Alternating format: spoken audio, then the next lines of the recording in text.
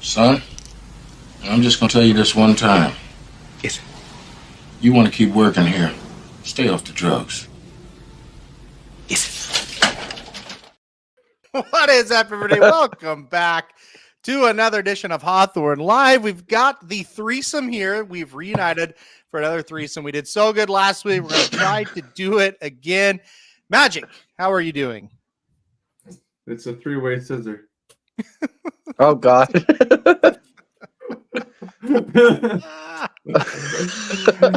ready to make some money, boys. We crushed it last week. I loved how we did. The best power trio you've seen since Rush. So, yeah, I'm excited. Let's do it. Yeah, we got the jockey, Dennis Trusty. He's back today. Loving the jockey goggles there. Look at him. The dirt. How many do you have on? Jesus.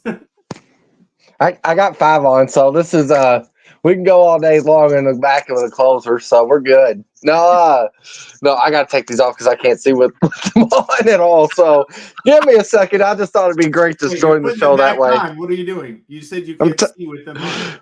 I gotta get them all together to take them off. They can do it. They can do it, huh? Okay. I want to know how you have all those. What did you do to get those? I robbed. Okay, well, there you go. Listen, when you're security, you know, and you see a big barrel jockey guy who's like, you know what? I'm just going to take a bunch. No, okay. So you literally stole them. Okay. Well, they was leftovers from the November meet. I don't know. You know. Yeah, sure. Okay. All right. Well. Okay. Good to admit stealing on the show. Good way to start it off. We've admitted what worse. you should do with some of those is find like a jockey, like a big name jockey, and ask them to sign one and do it for like 3 or 4 different jockeys and post them on eBay and just say like, you know, race worn goggles signed by Jose Ortiz. None of that is factually incorrect. It might imply that Jose wore them when he rode, but like you can make money selling that stuff. I guess so. No. You just gotta get them, you just gotta get them to autograph it. Yeah, that's true, but no, that's too low for me to go. I don't know. Yeah. I don't know how. Like, we probably all can get one use out of it, but we could tell everybody you're a Make-A-Wish kid. Let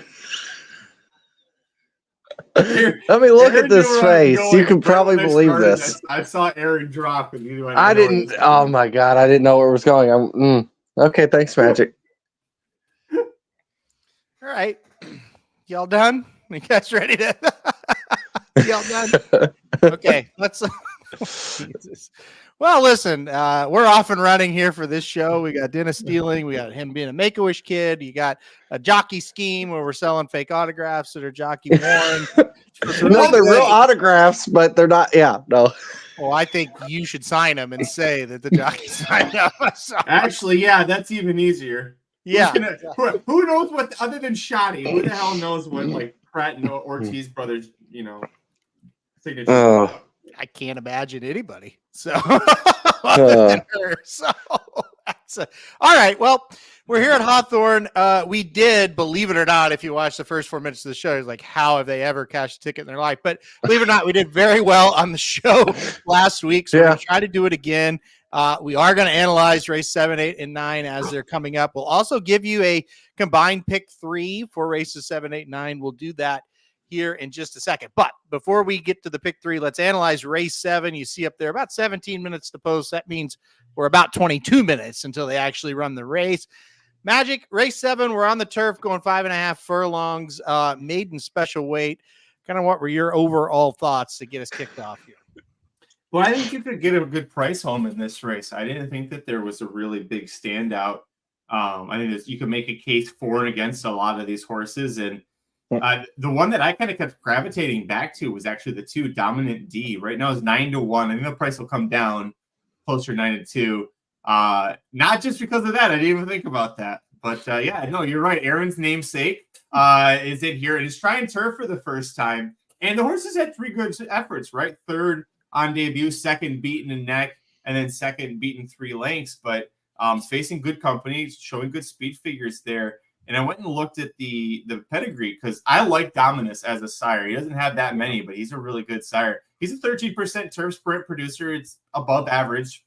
So that's good. Again, like Aaron. And then you've got the dam side, Tallymore. She was 0-for-1 on turf, but there is a sibling that actually tried turf sprinting twice and won one of those turf sprints. So there is breeding that suggests that it hasn't tried very often, but there could be some turf pedigree there. So again, I think the price didn't come down on the 2, but that's the one that I really kind of kept gravitating back towards every time I go through the field.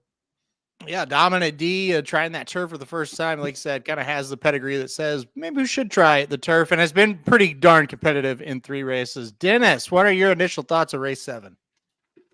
This ain't really a horse that I like as far as winning to start out, because this is not a very good race. But I will say, we got a lot of things that get us, turned on. You got your Viagra's, Magic has Pratt. I always have to look at a Chris Block Orlando Mojica horse. When my ears go up. My ears just go up whenever I see that. So it goes up.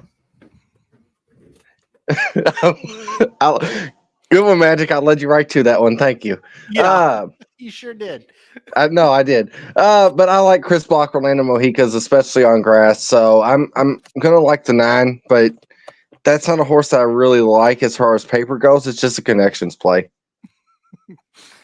Yeah. So this is great. All right. So the 9 certainly here as the favorite. Last time I saw it was 9-5 off of that 7-2 morning line. Or no, I think it was. I don't remember what the morning line was, but anyway. Yes. Well, you're right. In all seriousness, it seems like a lot of people use that Englewood Hawthorne because look at how well it's getting bet down, and the horse don't even look that good.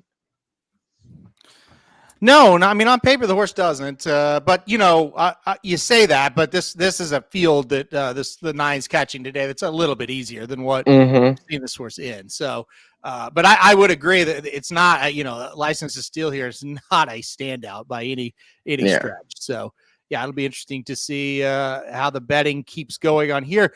We're all 3 on different horses as far as pick to win. Magic took the 2, Dennis the 9. I took the 5. I thought Brody made a lot of sense in this spot here. I know the horse is 0-for-7, but has been running on the Kentucky circuit, which I think is much tougher than this. 3 races over the dirt, 1 at Churchill, 2 at Keeneland. None of those went well.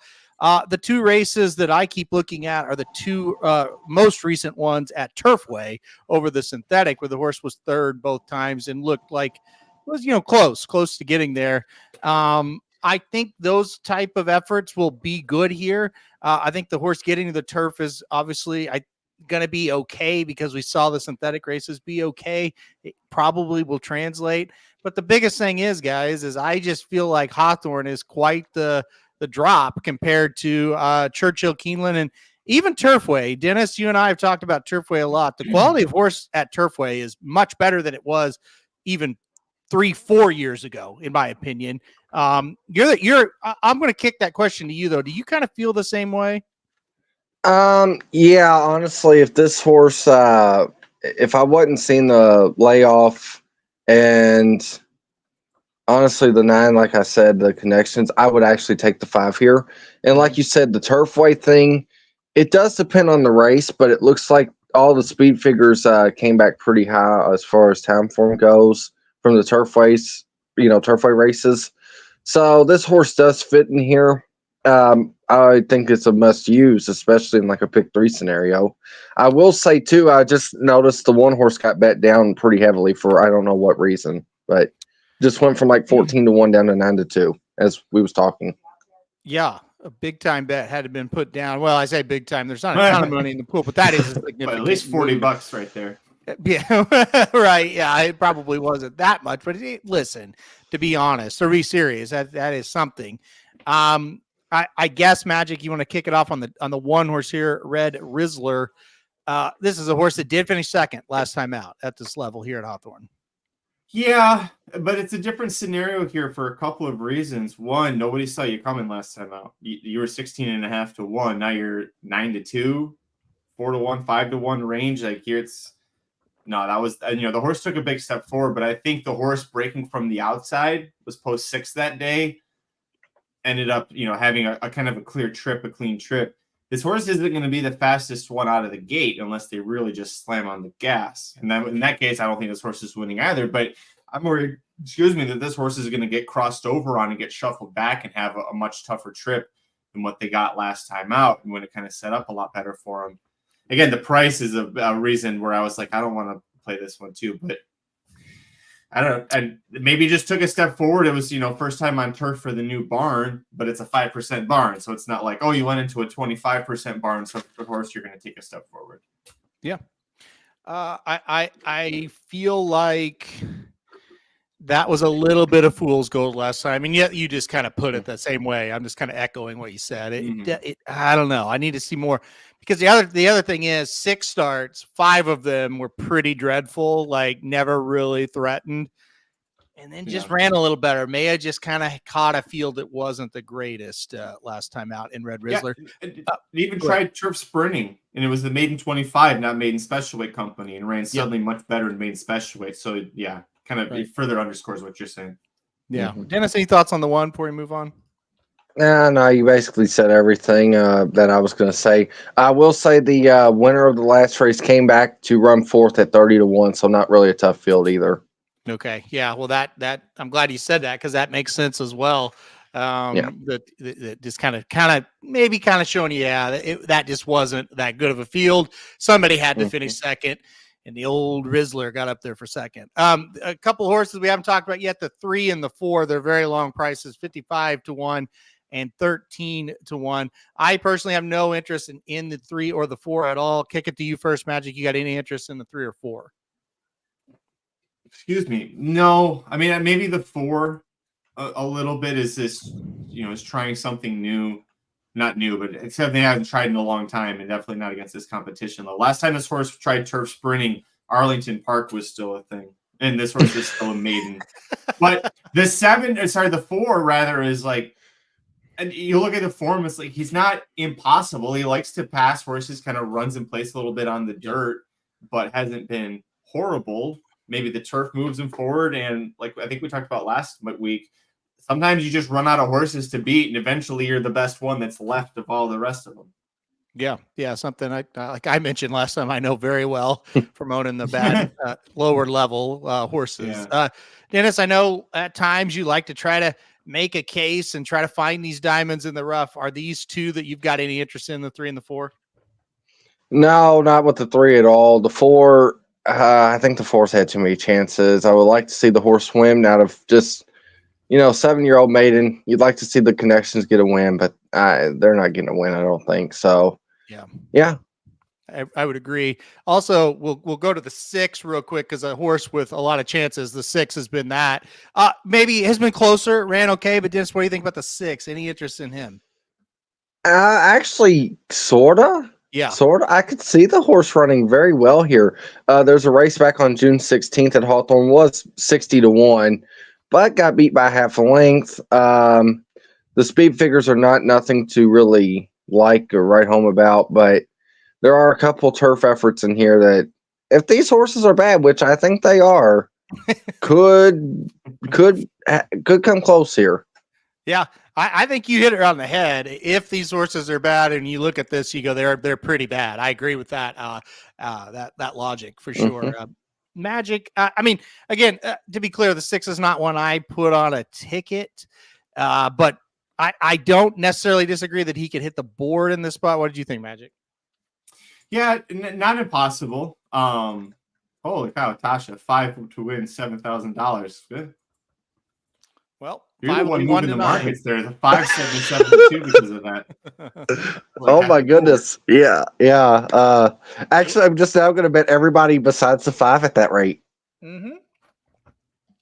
Yeah, thanks. My horse will be 1-9. That's great. Put it in there, Tasha. Let's see, because we'll know if you're going to bet it. We will absolutely know. Yeah, so. Yeah. I'm sorry. If you're a liar right now. So we were talking about the 6. Yeah, 6. I think this is a good price play for your trifecta. I think the horse is shown in those 2 turf sprint tries. This is an honest trier, just probably not of this level to win. All right, we'll keep going. Just a general.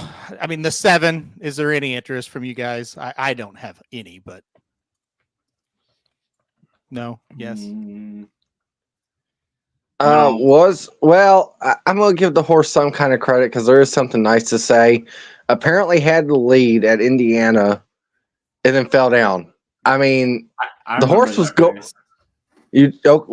Okay, Magic. If you remember that race, I'll let you pick up because I don't know. Well, he came back out of it, but it was just the horse took a weird step and then just fell. He was getting tired. Okay. He was starting to get past, but then he just fell. But luckily he got up and the jockey was okay. But it was scary to see just collapse from underneath him. Yeah. The only reason why I'm talking about it is because I'm thinking, well, if he had the lead and if he was tiring, but maybe he got clipped or something. But if you said he just fell, he didn't get clipped. That's kind of scary. Tired. Yeah. Wow. Never mind.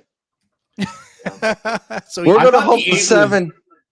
We're gonna hope the 7 comes home. So he literally just fell down. Yeah. Really? You don't see that. That's pretty. You don't see that, and then they have another start. Yeah. Right. That usually means it's over for him. That's a heart attack kind of a thing. But yeah, right. He just got tired and just That's very interesting. Yeah. The 8's interesting because it's another Chris Block horse, but I guess kind of the second, not Mohica, but the Block horses next to each other. The 9 makes more sense, I think, sprinting because Speightstown's the sire, even though the dam was a 2-turn router.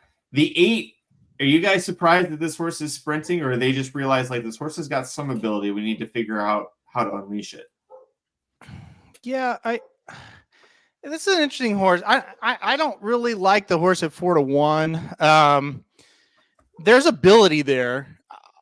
I don't know if it may not be better on the turf.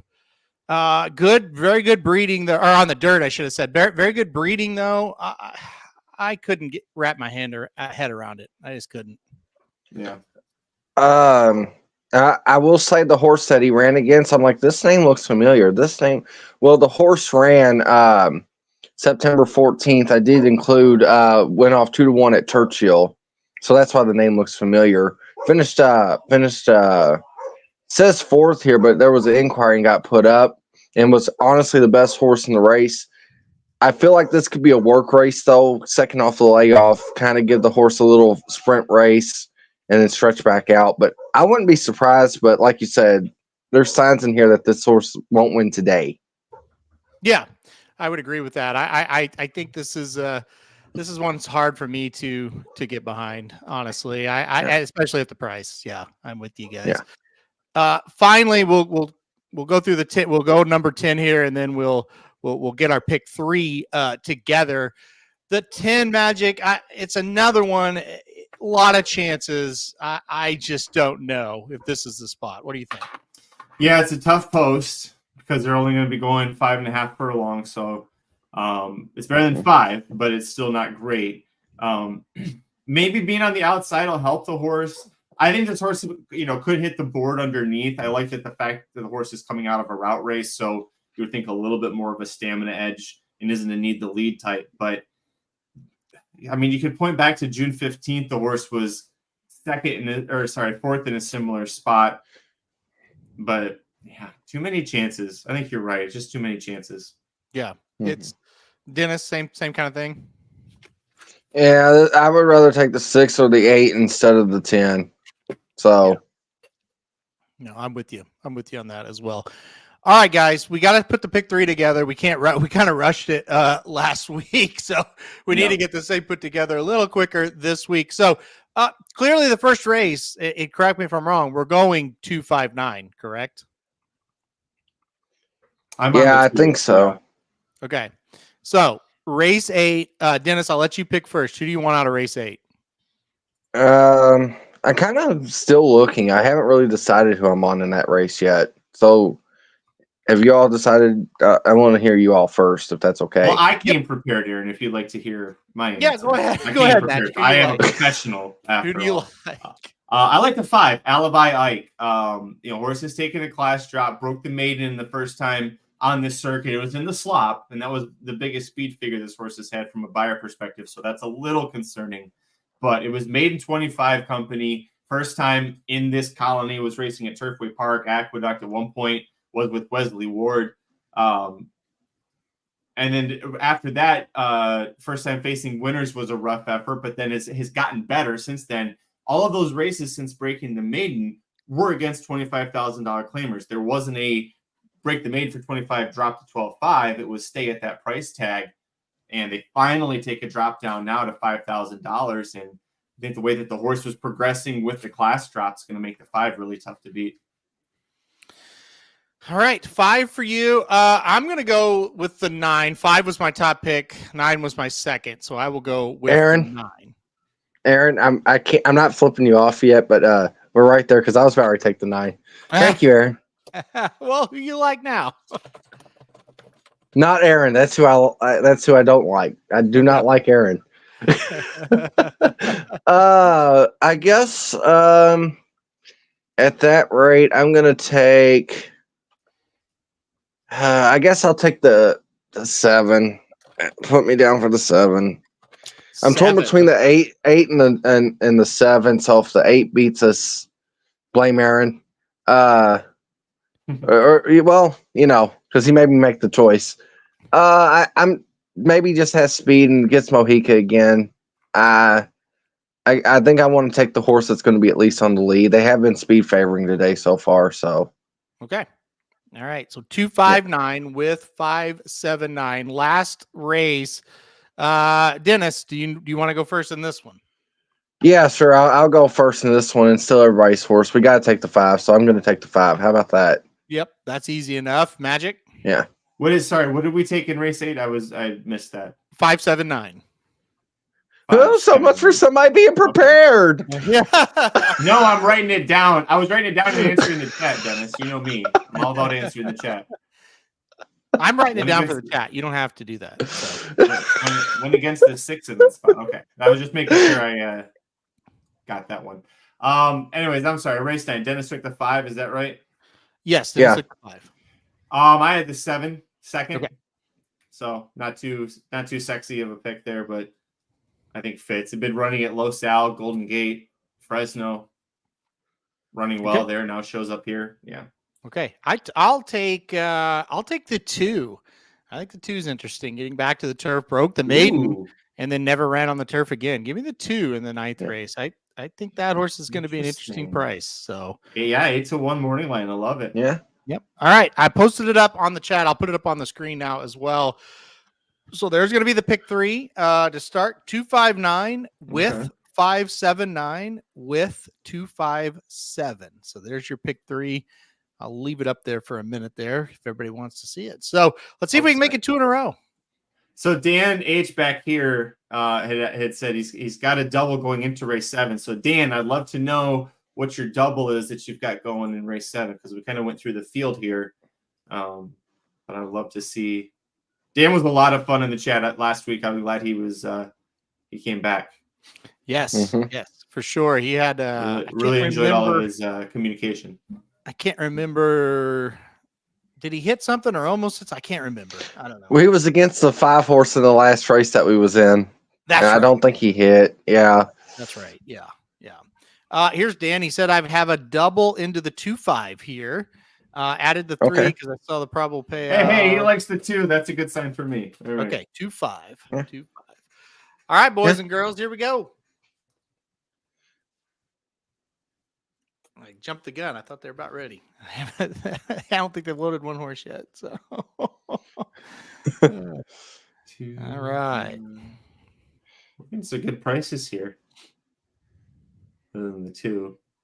Tasha put the 7,000 down on the 5. That's why it's 2 to 1. Oh, okay. I mean, hey, it might have. I mean, at least the pick 3 payouts trend to show a little bit more towards what the morning lines were than the off lines sometimes. So at least that's what I'm telling myself here. Looks like Dan and us are very similar. He went 2-5, 5-6-9, 2-5-7. So we're going to be rooting for a lot of the same horses. Wow. Yeah. And the one horse that we didn't use is the one I was worried about us not using in the pick 3 was the 6. In the the second race. Yeah. Well, can't play them all. wait, can we take all? We can't take all. No, that's not allowed. Only Magic Mike uses all to cash. I know we did that in the Derby that year. Rich Strike won and actually technically gave out a winning ticket. That's right. That is true. That is true. Okay. All right. Here we go. All in line. It's the 10 moves up. Let's see what happens. Dennis, what's your 2-5-9, football we're team? rooting for. That 2 would be a great way to kick it off. We'll wait till after this game or after this race. I do. Okay, they're off here. I do want to ask you guys about some of the races coming up this weekend as well. So we'll get into that. Well, the 8 outbroke the 9. That does not make me feel good. No. Where's the 5? Right in the middle there. Okay. 2's towards the back. Oh, I just realized. I just remembered this is where they move the line. So hopefully they move it. Yeah. Here's a 9. At this rate, I hope they stretch that line around a whole other turn. Yeah, I'm not a big fan of how our horses are looking at the moment. No. You didn't like the turf. Where's the 5? There's the 5. Come on, 9. Come on, Orlando. Oh, come on. Catch that horse, 9. Come on. Wrong block 1. Surge. I think the 8 surged. I didn't like that. You picked the wrong block. Yeah. I'm a blockhead, so, you know. Yeah. Well, I'm really disappointed in the 5. Just ran a horrible race. Yeah. The 2. And the 2 was last by a lot.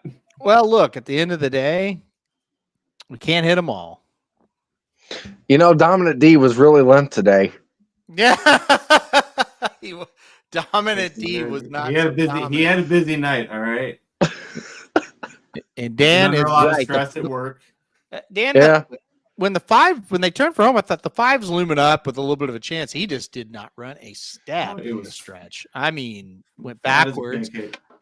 About mid-stretch, Dennis, I kind of thought your 9 was going to get there, but I did too. And then you just seen the 8 kick away again. Okay. Yeah. The 8 just kept on going. And that would made us look all dumb, or all of us look dumb, because we were all like, yeah, maybe not today, maybe not this price. And there was a no doubt winner, you know? Yeah. So that's racing in a nutshell. Wow. Mm-hmm. Wow. 8 So gets it done.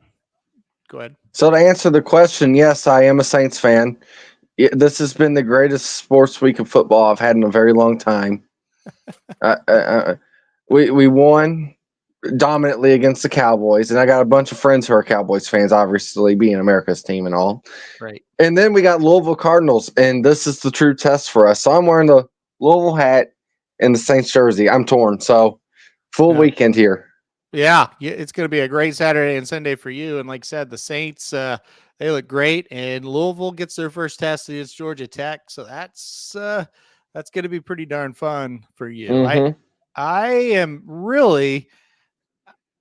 want to buy into the Saints because they look damn good right now. So I'm not sold yet, but I'm just enjoying the ride. So, okay, you know, Love it. Love it. Magic, are you excited about your Lions yet or no? No, it's too early. Okay, fair. And it's the Lions. The way they won week 1 was very exciting. That was cool to see. Mm-hmm. Yeah. And then week 2 they lost. Then week 2 they lost. And that wasn't cool to see. Fucking Baker Mayfield. That's right. Yeah. And my Buccaneers went in there and beat them. I got a text from, I wasn't watching the game or paying attention at all because I was at Los Al that day, but I got a text from Geist, like, let Baker cook. And I was like, all right, like, who's he playing? I forgot he was even on Tampa. Big NFL fan. Like Yeah.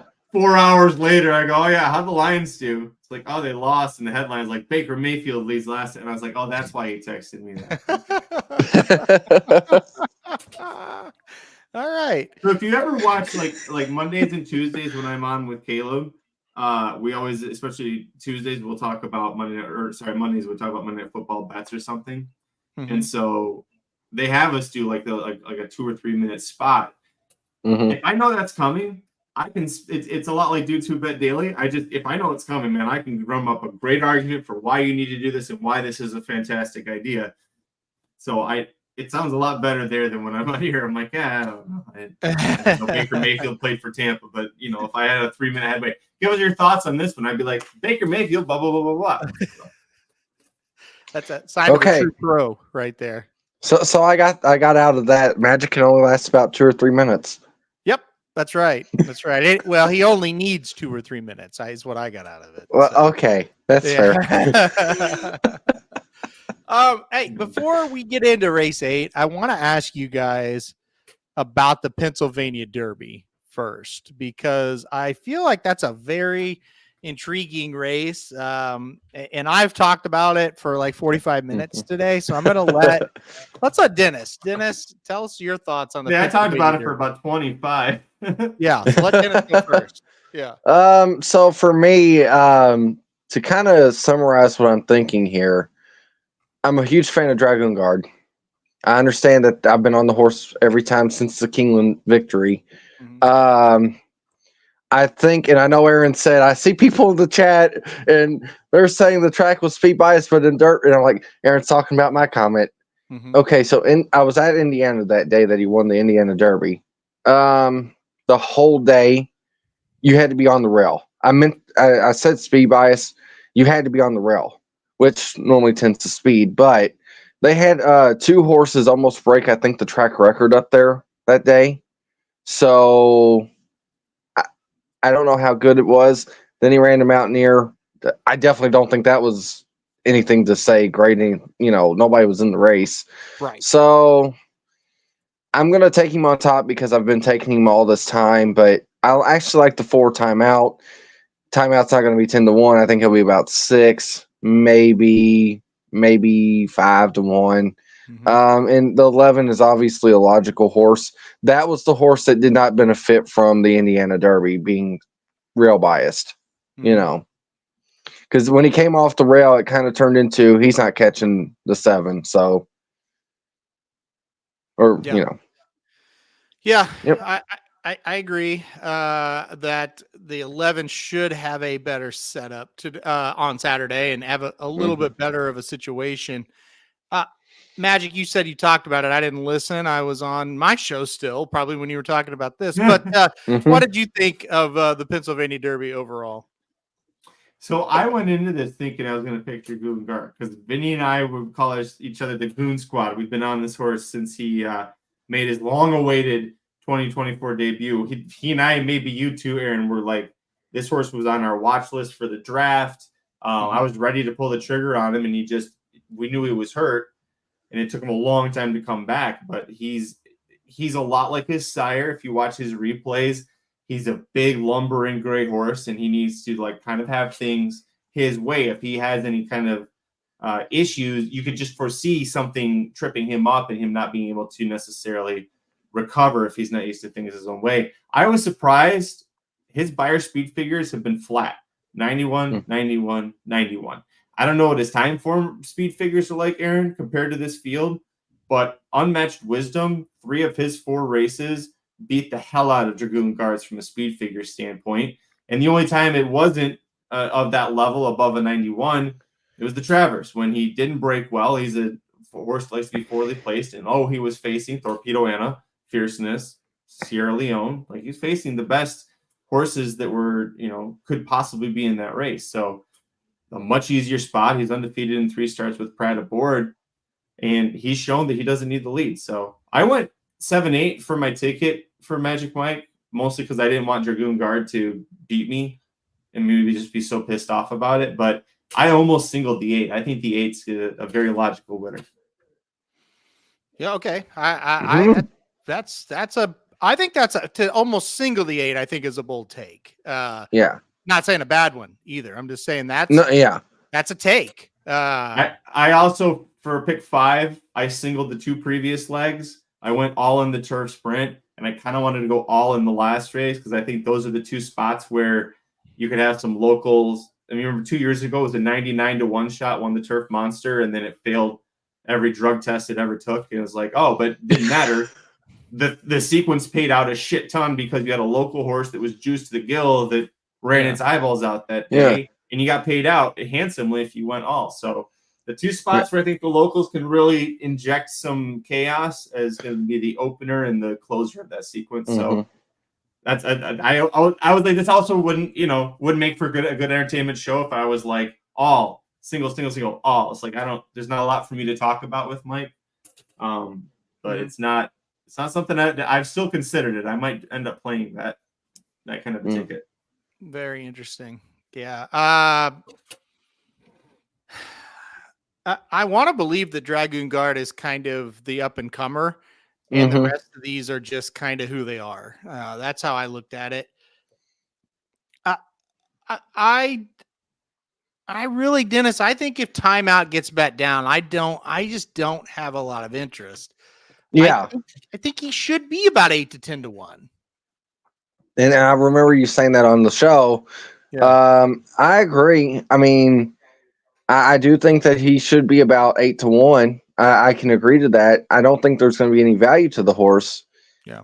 It's just I don't really want, if you're playing multi-race, you might get the 10 to 1 price because of the other races and stuff. But and I think Cease the Gray, actually, I forgot to mention him. I think he will run better. I'm not saying he'll win, but I do think that this is a spot for him that I think that benefits him a lot.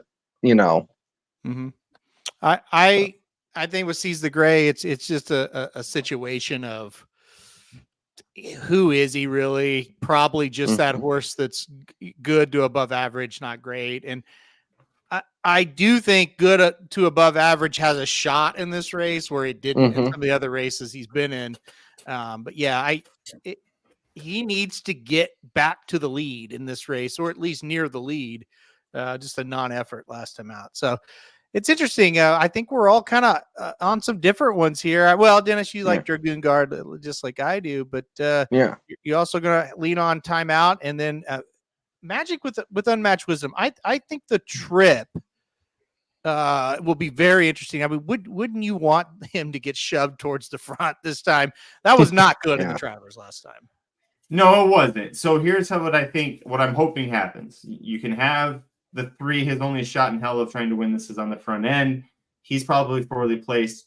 Who knows what Seize the Gray does? He should be forwardly placed early on. And then Dragoon Guard hasn't been asked to come from off of it as a 3-year-old, so you don't know what he can do. But the way he runs tells me he's kind of needing to have a clear path. So if he doesn't get to the lead, if he's got a horse in front of him, he's going to want to be wide because I don't think he's going to like having to follow a horse. But all stuff I'm just kind of projecting off of watching him go out and win 4 straight races. Right. But as far as that goes, if those horses don't go forward, the 8 can play the break and see exactly what needs to be done. He can win gate to wire. He can win from a stalking position early on. I think Pratt's got the best. I mean, for me, it's the best jockey in the race, and he's going to have a horse that it'll dictate what he wants to do. If you remember the Curlin, he didn't break well. Pratt had to use him early to make sure he didn't get shut off on the rail, and he rushed right off the rail and ended up going off to win gate to wire. So he's got the ability to be forwardly placed and to respond if he doesn't break super sharp. Sees the grade. My concern with him is I think you remember he's the only horse that ran the Triple Crown technically because he ran Derby Day in the Pat Day Mile, won the Preakness, ran in the Belmont. Yeah. His 2 races, the Belmont and then the Jim Dandy, I was like, he looked tired. He looked really tired and out of gas. And I'm worried that because it's Lucas, he's not getting a break. I think he's in trouble. Yeah. Yeah. I don't know how you can't be a little worried about that as well. I just feel like he says Magic's got dog problems there. I just feel like it is a situation where he may be a little tired. I mean, that's a total logical worry, right, Dennis? I mean, yeah. The thing I hated, and I know you heard this before on the show earlier, but I hate that he didn't try basically because his other races he's always kind of tried. That Jim Dandy, he looked cooked to me. Yeah. So. Yeah, I think he did too. He looked cooked, but he also looked so overmatched, and he got beat by the same amount as he did last time in the Belmont. So I don't know. It's an interesting race. Now I was going to bring up to Magic, but somebody had dog problems. Who's more likely to lose, Torpedo Anna or Next? Ooh, good question. God, that's neither really. Neither really. I guess I would take Torpedo Anna because I think there's more horses in that race that can beat her if she's not That's quite her fair. best. What do you think? Well, let me start off by saying, I'm going to try to beat them both. Yeah. I'm going to try to. I think the more logical horse to actually get beat is Next. I mean, because he's just ran so many races, so, huge effort. Now, I know well, who's he running against? A bunch of non-horses. But I think the 2 horses that are on the paper that have the best form in the rest of the race, which is Magic Michael. And funny enough, is that named after the Magic Mike show? I don't know. Of course it is. Yeah, I know. And Trulicent, but I mean, those 2 horses had pretty dominating wins last time out that can tell me they can go this far, and are kind of improving. And I think they are the only horses that can even challenge Next. So if he doesn't bring his A game, if he doesn't, even his B game might win here, but if he's like B plus, that I would be a little worried about taking Next. Where I think Torpedo Anna, yeah, she's obviously the best horse in the race. It's just the fact that will she run her A race? Mm-hmm. So. Yeah, I think I don't know. To me, it's like until Next. You're right. I guess you're right. Like there's a couple horses in there that are a little bit better than what he's been facing. So yeah. But it's a bigger field. Yeah. Yeah. I just think with Torpedo Anna, it's like there's a grade 1 winner in there, and there's this, there's that. There's horses that are capable and are pretty good. And if you're not, I've seen people say if she's 80%, she can win, and that's probably true. But the margin of error is not quite as large as I think people think with her. Yeah. So, yeah. I agree. And I get it. You're trying to beat her, and if that's how you play, you're trying to get past her. And that's not even saying you're not saying I think she's going to lose. Your thing. It's more profitable to try to beat her in this spot if we can. Yes, especially with her. The Next, like I said, with Next, I'm just trying it because I think he's vulnerable in this spot. If he's ever going to lose, it's going to be this day. With her, I actually just am going to try to beat her, just hoping that the 1's improving, and the 5 ran right with her at Delaware, so that's who I'm leaning to. But yeah, definitely a big week of racing. Even at Churchill, the card looks not great, and then they still got a ton of stakes races. So yeah. Actually, I'll say this: I think Batten Down's a more lock than either of the 2 horses we was talking about just now. Yep. So Yep. I would agree. I think batting down, I mean, he outclasses that field big time. I think the only way he loses is if he's just goofy and does a Tacitus type thing. You know what I mean? He could. He very well could. Yeah, exactly. So, but yeah, he seems pretty tough. He seems pretty darn tough. Yeah. Yeah. So we kind of covered. I was going to talk about the cotillion, but I think we kind of covered it. Well, I'll ask you this: who do you think wins that race if she doesn't win? Oh, if I had to pick one horse, I think the 5 turns the tables. Saitamaru turns the tables on the 1. Yep. I like the Delaware race. I like that there's a gap in between the race because I didn't think that was her best effort, and I don't think they thought it was her best effort either because they gapped her. They took her on a little layoff. Yep. And I think the 1 was all out last time to win. Now, granted, she is improving, but if I'm gonna try to beat her, it's with her. And I know you said something about the 8, or Magic did, or somebody. One of the shows I was watching said something about the 8. So, right. Yeah, I think that horse is interesting. I don't have it, but I'm going to be real worried if the 8 horse is up there for exactas and trifectas at the end. All right. Well, I respect anybody that's trying to get on the other side of her and trying to get her beat and that's kind of what it's all about.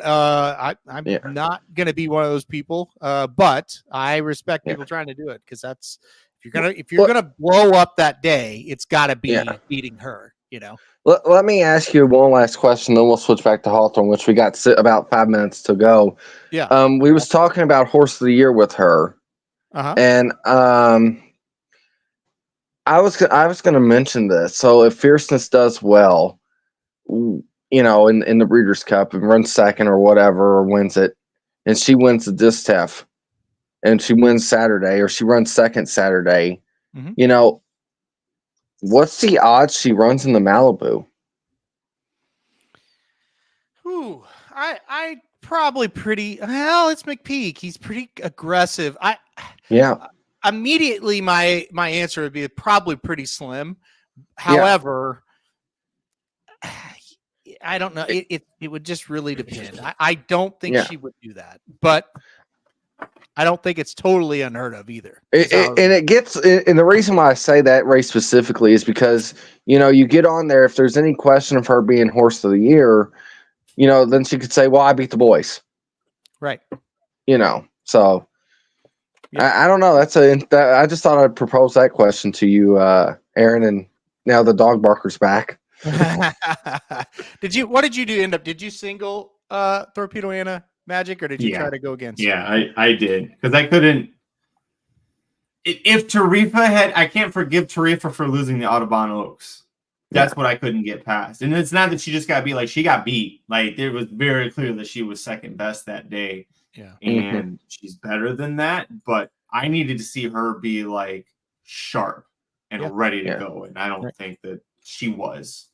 Well, I asked Aaron this, and I know we got a couple minutes before the Hawthorne race, but since we touched on it, and Aaron kind of was taken aback by the question, who is more likely to lose, Next or Torpedo Anna? Yeah, I heard you guys talking about that. That was a good, really good question. I agree with Aaron that I think it's Torpedo Anna is more likely to lose because she's run a lot of big races all year long. And she's coming out. This is the first time in her 3-year-old campaign that she's coming out of a race where they went to the bottom of the well. Before that, Hernandez never went to the very bottom of the well on her. And so because he did that, win or lose, I would say she's the more likely of the two to win, or to lose rather, because I think that there's more of a chance that she bounces, and she bounces enough that it's, maybe she's just gassed. Maybe she used up everything, and then this is too quick to come back. But it's also McPeak knows her better than everyone. If she wasn't, 110%. Like, I think about how he campaigned Swiss Skydiver. He when she was ready to go, he put her in. When she wasn't, he would take her off sometimes. Yeah. It was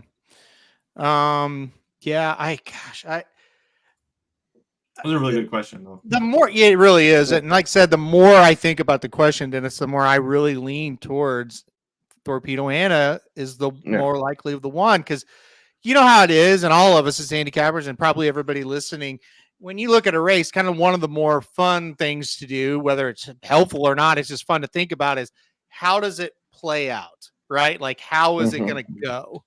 And I can just, when I play out scenarios in my head, there's more scenarios where I see her having a better chance to lose than next.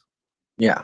So, but I still don't think she's going to really. But what do you think about that? Like, Dan H brings up a good point overall, that it feels like the mid-tier tracks on big days always get super chalky. Part of it's because they're attracting a much bigger talent roster than they're used to having, and so basically you get the bigger stars, usually the class pans out. But would you guys be shocked if I told you what that the pick 5 last year when they did the mandatory payout was $83,000?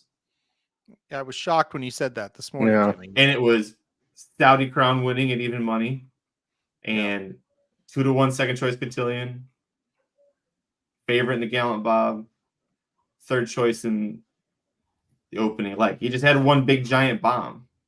Yeah. That was the 60-1 shot, right? Was in there. I can't remember. 65-1, and Michael Olsen mentioned it. It was in Magic Mike. Sorry, Michael. He's not listening, but he remembered that it was Dexter Haddock who rode the bomb. It was 65-1 over 52-1. So not only was it an upset, but like the favorite was nowhere close to the. Yeah. Wow. Well, I would say it's hit and miss. I know what Dan's trying to say, but like, it depends on the year. A lot of times, like sometimes the Iowa Festival of Racing is one that comes to mind because it's close to me. Sometimes that is just a nutty situation, and you get big prices, and then sometimes it chucks out. It just kind of depends on who's needing to go where at what time. I will say this Parks card to me looks pretty choppy. So yeah. All right, people asking about race 8. That's why I hit the all button in those two outsets. These are the two most likely to cause chaos. Yeah, right. Yeah. All right, race 8 bet. Let's get to it here. I like the 3 Alibi Ike. This horse is a little bit too short of a price. The 3. I'm sorry, the 5. I like the 5. Horse is a little bit too short of a price. That's the problem. I like the 5 over the 9-6 in an exacta. What about you guys? Magic, go first. 5 over 9-6. Yeah, that's what I like in the exacta. Yep.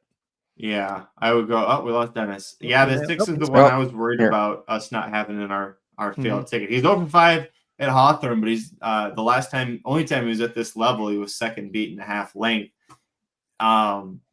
What's the pace scenario? How close does he end up getting?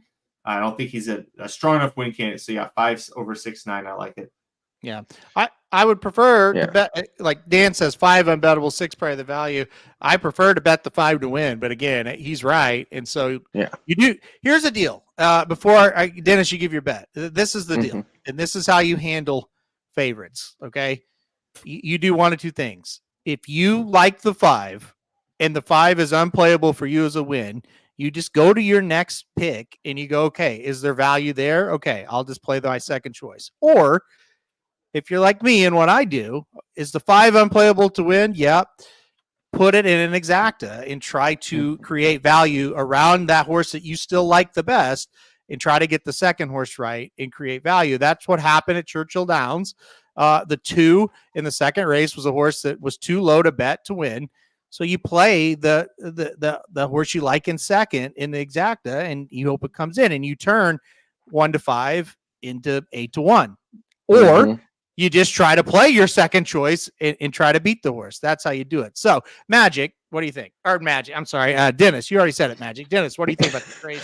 What's your bet? So I'm gonna bet a win bet on the 9 because Aaron, Magic stole that pick. Somebody stole it from me. So I'm betting a win bet on the 9. And then I think I might take an exacta key box. So I'm going to take the 9 first and second with the 5, the 6, the 7, and the 8. So if you play $1, that's $8, and then a win bet on it, obviously. So, play it however you want as far as the amount goes. But yeah. Okay. All right. I think this race is even though it's a 5K claimer, I think at the level, there's, some horses that aren't the worst. It's still not a great race, though. It's still not great. But yeah, we'll see if the class drop on the 5 works. 25K it would definitely, to 5K. it would definitely be a race that you could claim out of, but definitely not a race that, it's a tough race, but it's not really that tough because I think the class droppers do stand out. Mm-hmm. Agree. Yeah. All right, loading in the gate here. We'll see what happens. We'll see if the class droppers can get it done. We'll see if this 5 runs to the odds. So now 7-5. See, and that's the kind of the hard part about smaller tracks. The odds do change. I have a feeling the horse is 4-5 out of the gate. That's going to be my guess. So again, I'm going to stick with the exacta. And I was trying to think of a way to key a 5-9 on top of the exacta, but that was paying so low that I couldn't do it.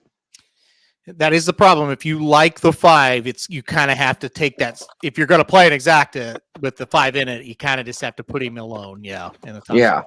Yep. I agree. Yep. They're off. And the 5 has a Munnings face. There's no doubt about it. Or is that the 4? I think that's the 4, actually. I'm looking at it. Anyway. Big Bad Mike. Okay. All right. Here we go. 7 out on the lead. That's what I kind of thought would happen. I thought the 7 would take the lead. Yeah. On paper, that's what it looked like. The 5's a little bit. No, he's in a good spot. Never mind. I see him now. The 9 went off favorite. Oh, wow. Oh, no. Oh, no. Oh, wow. Yeah, I don't like that as far as my bet. Well, we may not get to know what the 5 is. No, here he comes. I've lost track of him like 3 times in this race. He's still not running just tremendous. But well, the 9's done, so that was a bad pick on my part. Well, the 5's not going to do anything either. We're going to have a big bomb. This is going to be a wild day. If only we was alive in the pick 3. Yeah. You're right. You're right. We would be going crazy. I'll put it up on the screen now. We used the 7. And the 7 gets it done at 17-1. Man, that is rough that we're not alive. Wow. I was going to ask. I said, should we just come back and play a double with our horses? Well,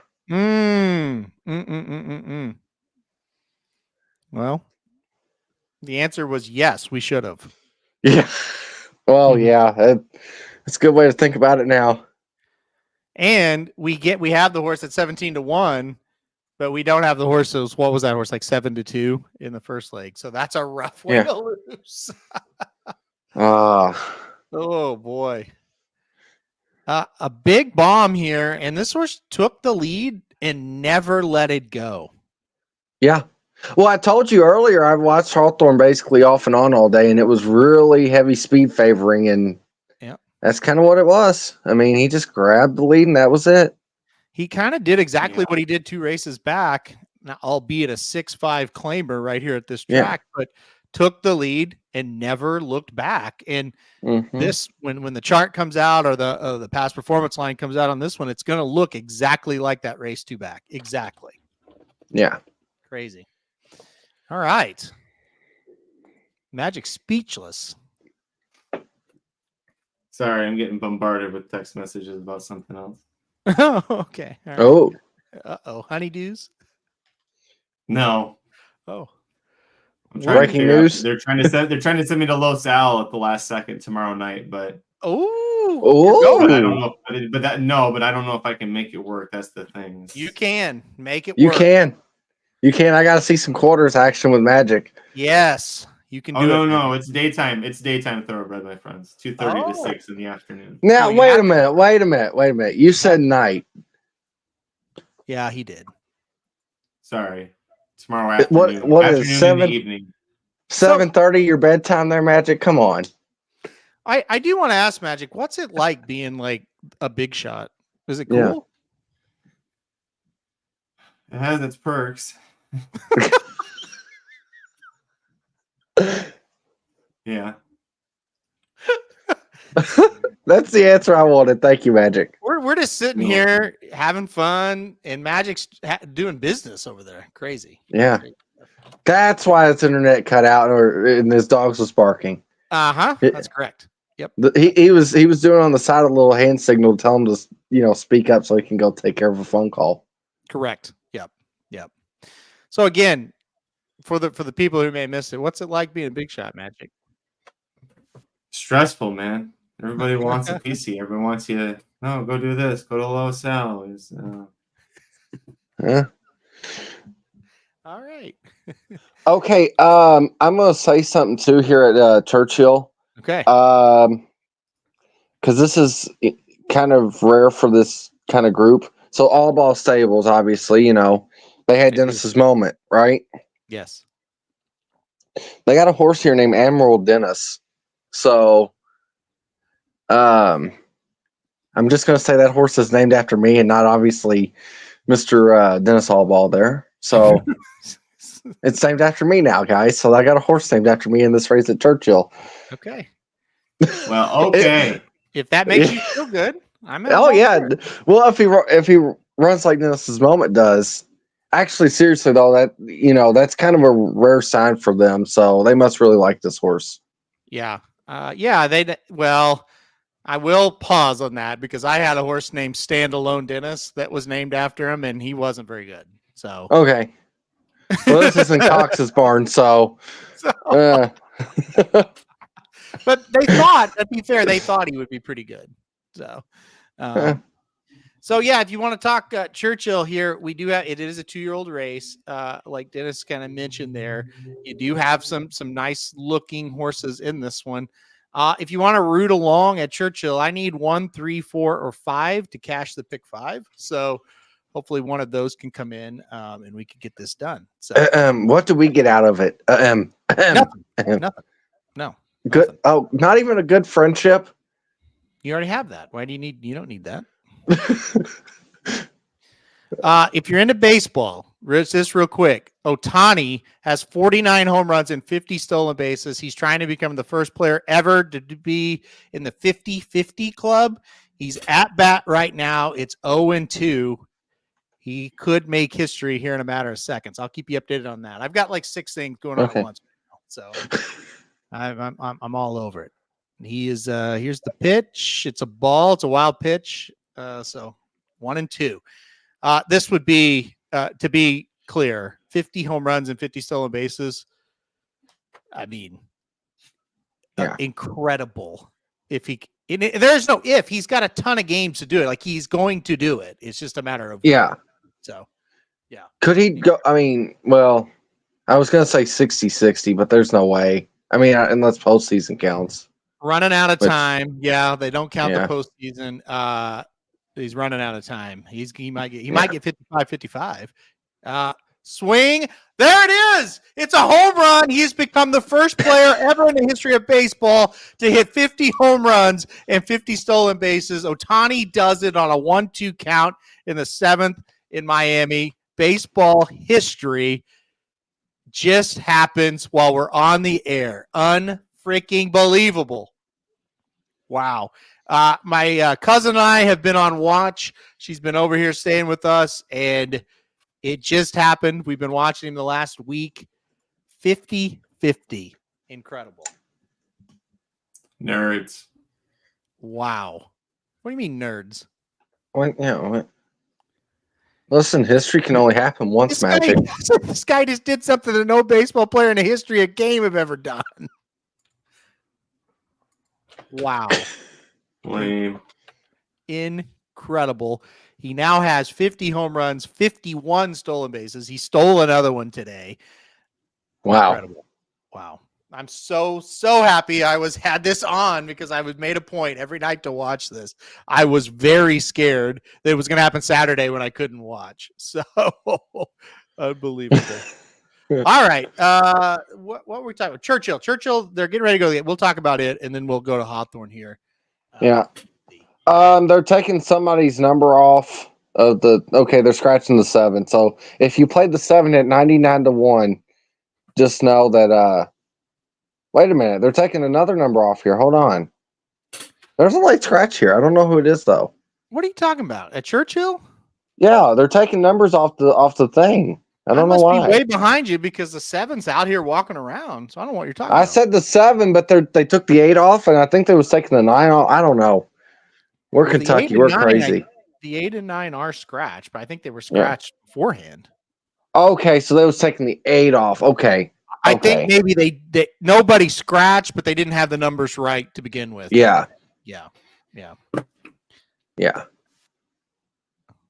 Wow, 50 runs, 50 RB, or 50 stolen base. I mean, that is incredible. Incredible. Opposite field. Can you imagine being an Angels fan and you had Shohei Ohtani with Mike Trout and you couldn't do jack all? No, I can't.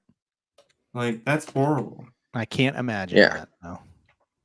It's like having Matthew Stafford and Calvin Johnson, and you only make it to the playoffs long after they're gone. Yep. Well, baseball's a lot harder than NFL. If you want to talk about actually good baseball, how about the Detroit Tigers, man? Yeah, they pulled even now with the Minnesota Twins, and a great story for the Tigers, and I'm really happy for them and their fans. Yeah, we thank you for your support. Yeah, support. I mean, they beat the Orioles in the series. They swept the Royals. Like, they're getting hot. Yeah, they're on fire, and the Twins have plummeted. So it'll be close. A week and 2 days left of a week and 3 days left of the season. So there is no scarier bet in the world than having Giroux on a 2-year-old that you like. You're not wrong. I remember one day you was on a live show or something and said, "Oh, it was Catching Freedom." You said, "Oh, Giroux just rode the worst race I've ever seen in my life," and I think he's about ready to do it again. The 4 is coming up the rail. This is going to be an interesting race. I am not feeling great. The 11 has the lead at the top of the stretch. If the 4 can get through. Oh, the 4. Oh, my God. Oh, Lord. Come on, 1. Get up. Oh, no. Here comes a 10. This is a mess. The 4 is – this is one of the worst rides I've ever seen in my life. There is nothing worse in the world than having Giroux on a horse that you like. The 1 is re-rallying. This is well, that's how I normally lose these. Yep. Oh my God. 10 beats the 1 who I had. 10 beats the 1 by about a neck, and then the 4 gets stopped a dozen times in the stretch. I take the over on a dozen times. Like, the horse was so loaded in the turn, all he has to do is get out. Like, how hard is it to go? Like, that's all you had to do is just take your hand and turn it this way. That's it. Just one yank, and you're outside of the 10, and you win. He literally got stopped 3 different times trying to do the same thing. Yes. Oh, my God. I'm getting text messages all over the place saying, okay, never mind. I'm not going to say it on air, but I want to. I can't even. It's one of the... I've never. Which was worse, the Catching Freedom ride or that?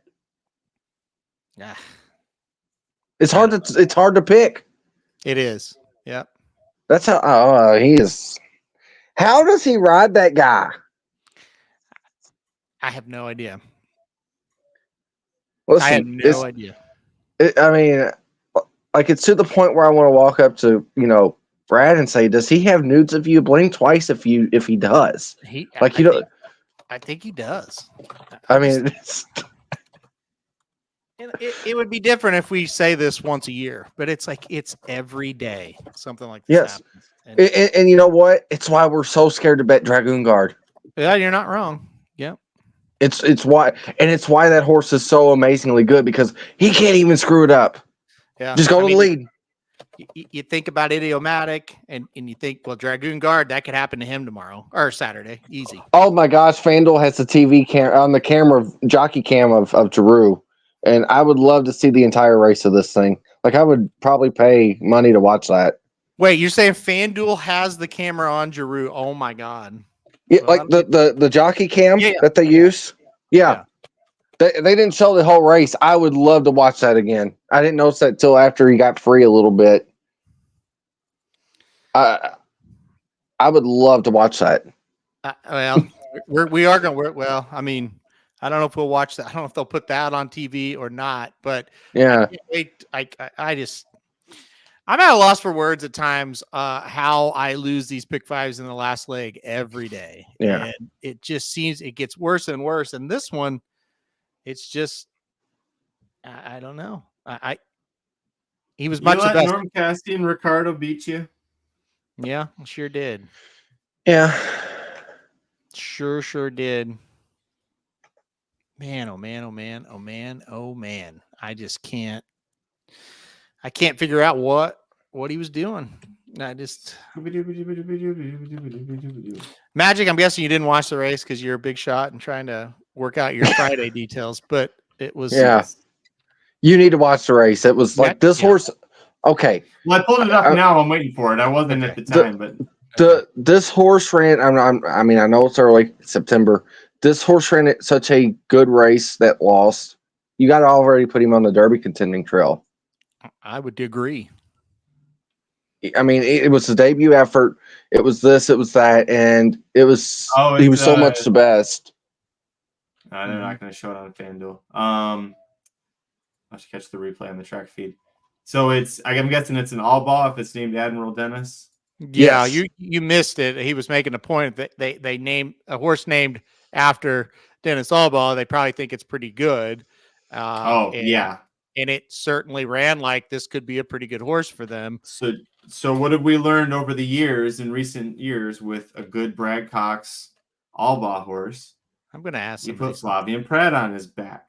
So there you go. That's how you fix it. So, if Pratt was aboard, he would have won this race. So after there was a horse named Answer In, and Giroux rode it. I remember. Honestly, do y'all remember that horse at all? Yeah. Oh, absolutely. Yes. Okay. So the first race the horse ran, and I didn't have either one of your, I don't have Magic's number, and I would have texted you, Aaron. I would have probably said, I'm going to go kill Giroux.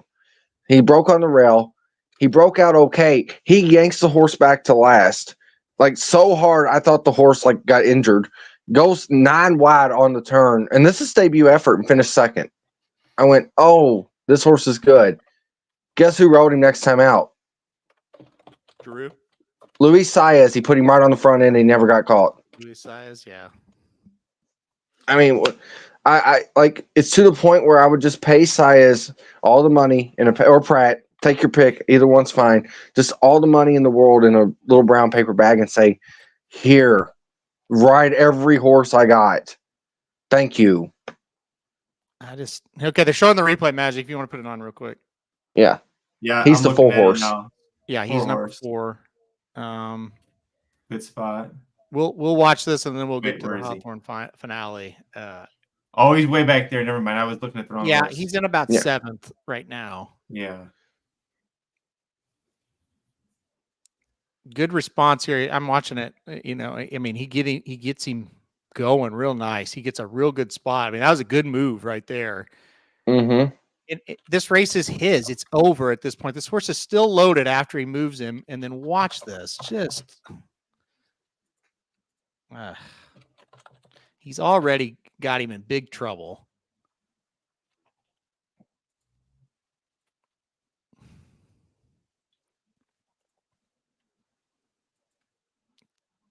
And it's just like, Jesus. What does he say? I don't know. Then what are you doing? Then the rail opens up and you go to the outside and you get shut off again. It's just like, what are you doing? I don't know. What do you, okay. What do they say? We'll get him next time? Well, yeah, I guess you will. Well, horse got a lot of experience. Yeah, okay. Thanks, Magic. I'm gonna give you some experience here. I'd have to kill somebody at that rate. Yeah.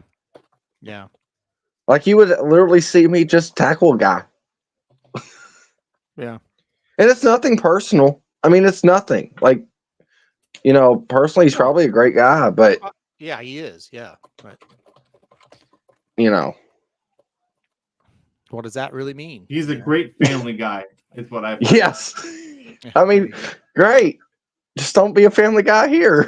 Yeah. Man, maybe you did, Dennis. You probably did. Freehold is closing in New Jersey. I read that. I've never been or never seen or never even really watched. But it's sad every time a track closes. Yeah, that was a pretty historic harness track. I knew that. That was one of the things that, like, I've heard of it. Like, everybody's heard of Yonkers. Everybody's heard of Freehold. Mm-hmm. Yeah, absolutely. Yeah, I did not hear that. Yeah. So I am going to Los Al tomorrow, but they gave me the 12 to 2:30 shift because I can make that one. You guys don't understand the California, how far I'd have to go to like get there, but it's like my kid's school is way up here and Los Al is way down here. And our house is like somewhere over here. It's just way too, like, it's like, I'm talking like 2.5 hours of driving to get from like his school to the track. So I'm kind of sorry. Now I was not paying attention because I was talking to somebody. That's okay. Over it was boring. Well, no, just a little bit of a note on Admiral Dennis, who was the horse that just got Giroud there. I'm talking to, so I won't give out a name or anything. I'm talking to somebody that knows that situation very well. And he said that Admiral Dennis actually worked out with Dragoon Guard and held his own. And so that kind of tipped his hand that they thought this was a good horse. So that's how shitty Dragoon Guard is. He was working with a horse that got third on debut in the main special weight. Wow. Well, there you go. Yeah, he sucks. The negative. Yeah. What a terrible 2-year-old. My goodness. And Dragoon Guard's getting worked by a. Oh, Lord. Okay. Well, let's go to Hawthorne. Magic, what do you say here? We've got race 9. It's been a rough one as far as us putting together anything at Hawthorne. Let's try to change it. What do you say? Who do you like? Race 9 at Hawthorne, Magic. I forgot. Who gives it? No, I'm kidding. Sorry, I switched back over to the 9. Dennis had taken the 5 for everybody, and that's a 7-5 favorite. My next one was the 7, Midnight Special. I realize this horse hasn't been on the turf in a really long time, but I like the kind of the class the horse is bringing in, racing for, similar or higher price tags in California. I think his horse fits really well. Horses can handle the Los Al track where he was for a bit. They can also run on dirt. So I think he fits really well here, and it's kind of a logical spot for him. But 10,000 claimer here at Hawthorne is not like 10,000 claimers out west in California. Yeah. Dennis, what do you think about this one? The 5 closed at Canterbury and won. It's hard to close at Canterbury and win. The 5 is a very good horse. I'm honestly tempted to take 5 with a bunch of horses here. So yeah. Yep. The 5 for me too. Channel 1. Tanner Tracy. You mentioned Canterbury. He's a good trainer up there at Canterbury. He's very good at Hawthorne as well. And Magic, our favorite jockey, David Cohen aboard here, hoping he kills it here in the 9th on the 5 Channel 1. Question. That's why you picked this horse. Every race, every time that we do this show, the finale, you pick whatever horse David Cohen's riding so you can make the same joke. I don't know what he's talking about. Okay, so Channel 1, I want a question for you guys. Are you guys old enough? Did you guys have Channel 1 to kick off your day in high school? Yes. Dennis? What? That's a no for Dennis. So Dennis is wondering how we had TVs in our school. He's Kentucky education. So Dennis, believe it or not, this is a true story, and this every day when you're in to start off your high school day, and this was my way, and when I was growing up, and obviously now with Magic, you watched a news show called Channel 1 News, and it was geared towards students to kind of get you up to date on what was going on around the country. What are the big news stories? And it would be just like a news show, only it was called Channel 1 News, and it was just for high school kids, or I guess junior high kids as well. Yeah. So you didn't have that? I think I was junior high mostly when we had it, but yeah. And like Marina Menounos was in it. Like a lot of people from Channel 1 News went on to have careers in like the major news networks. Yeah. And it was all like it was all student, like they had adults overseeing it on the back end, but it was all like students like our age who were the anchors. Right. The correspondence. And of course it was Channel 1, ONE, not WON. But yeah, Channel 1 News. Google it, Dennis. Yeah. Oh, I'm sorry, Dan. I misclicked there, but Dan says yes for him. He had it as well. So it had. I don't think it's a thing. Obviously, it's not anymore. I don't know when they stopped it. So yeah, I don't know if we had that or not. I'd have to really actually go back and see, but I don't think we did.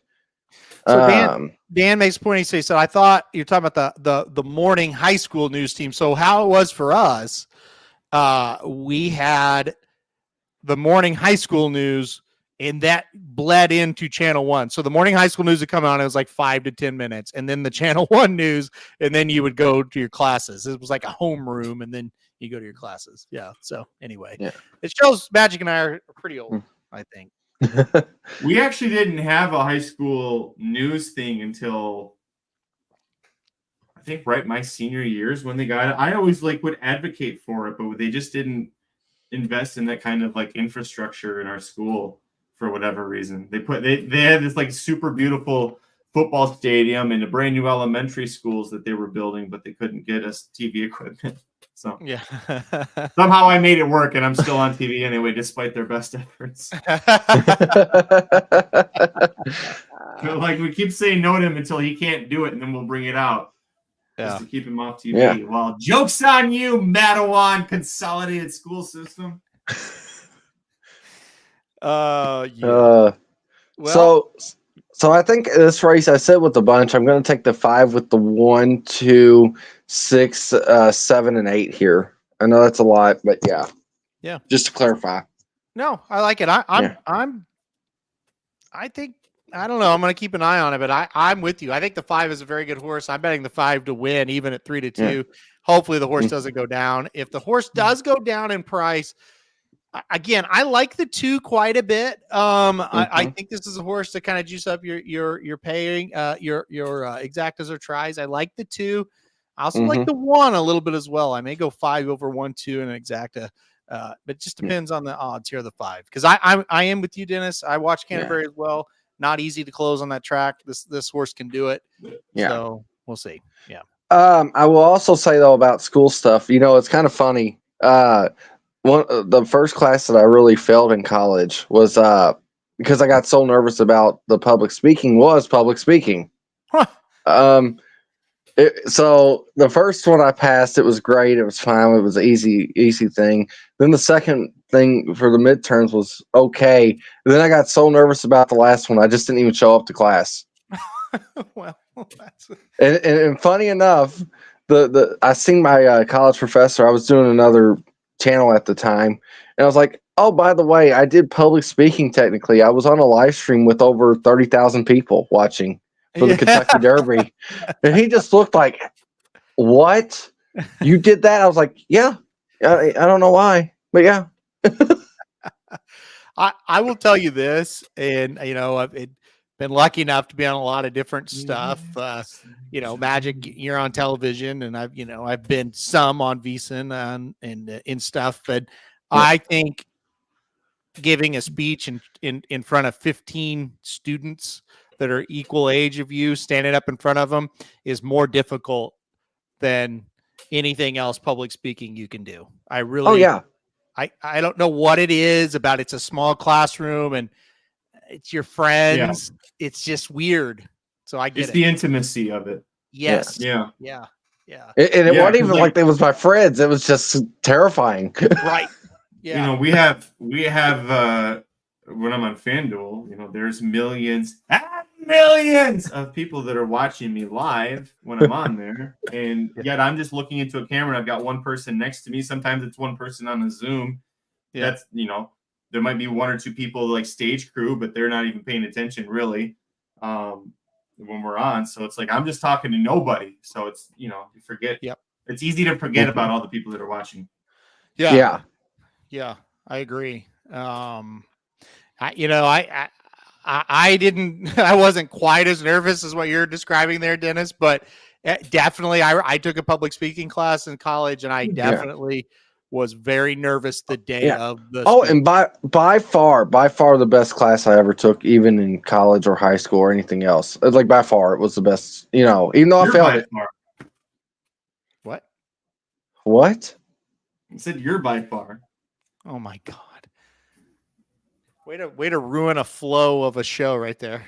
Thanks, the Magic. Professional in the freaking show. Good job. I was Magic. bored listening to that. I needed to spruce it up.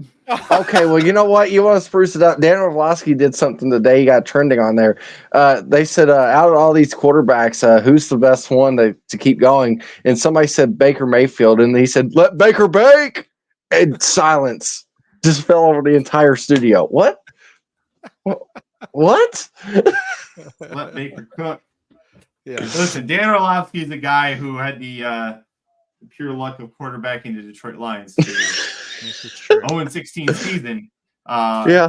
He was by far like not the worst part. He's one of the better parts of that team.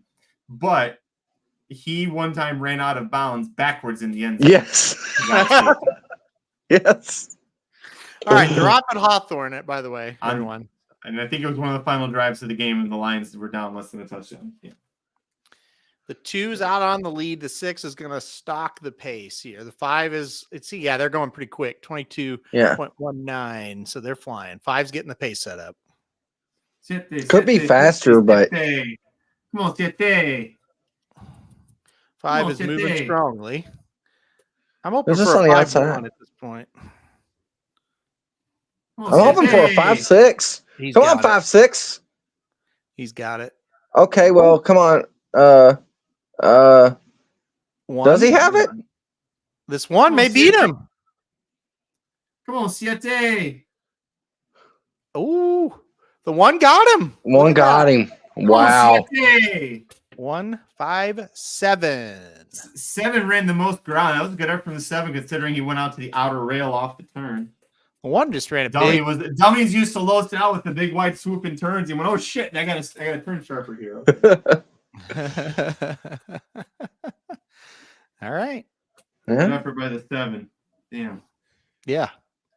Yeah. All right, folks. That sucked. Of all the shows that we've done, that was one of them. That was yeah. Right. There was no good stories this week either. Thanks, Magic. Yeah, do you have a story for us before we go off the air, Magic? I didn't come. I didn't come prepared.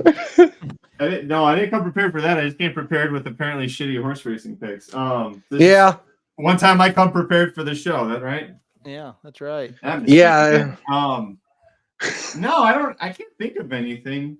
We were talking about on Magic Mike towards the very end, 90% Maddie, and I had I told a quick story that one of my girlfriends in high school for about a year her name was Maddie. And I said whenever she went 100% Maddie, it never went well. So 90% Maddie was like the limit I could take on her. All right, there you go. Okay. Nice and insulting to all women that are watching, so that's good. Yeah, thank you, Magic. I'm pretty positive that I'm not gonna say her new last name, but I'm pretty sure Maddie is not listening or giving her a rat's ass. What I say. Okay, well, okay. I ran into her a couple of years ago when I was back in Michigan. And how did that go? Yeah, that's right. Like I remember. Yeah, actually, how did that go? That's gonna be better. Maddie, I remember this now. Okay.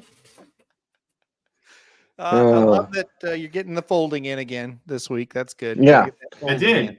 Yeah. Got to get that in. Yep, for sure. Well, all right. You know what? It's actually today's our 9-year anniversary. So don't you worry about me getting it in tonight. Okay, well, we're gonna get off here. That's it. I'm worried you're gonna get in too far. Yeah.